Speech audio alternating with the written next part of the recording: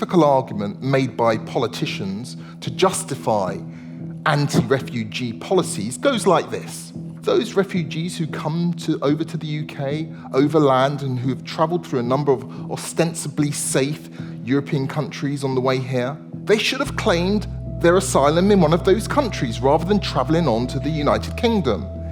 They argue that someone who travels on to the UK rather than claiming asylum, say in France, Italy, or some other European country, is travelling by choice, not necessity. There are a number of reasons why that is a bad argument. I will list them. The first is that many refugees have no choice in their destination. Refugees seeking to flee to a safe country often have no choice but to rely on unscrupulous criminal gangs. In many cases, the gangs give the refugee no choice as to their destination.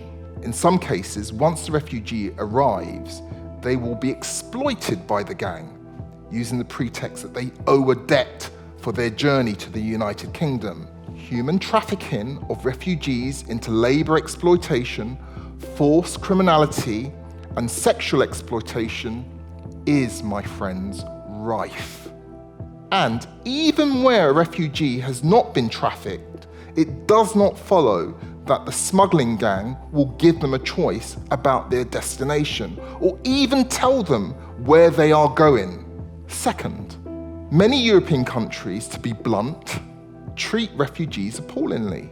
France, for example, regularly leaves refugees, including children and families, homeless and destitute on the streets, which was condemned by the European Court of Human Rights in the case of MK and others against France in December 2022. Nor do all of the supposedly safe European countries operate an adequate system of asylum adjudication.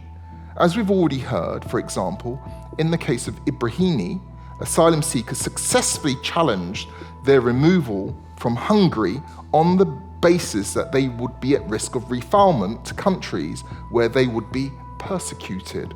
Third, which is equally important, it is plainly unreasonable to expect those countries on the southern and eastern periphery of Europe to host all the refugees travelling into Europe from elsewhere.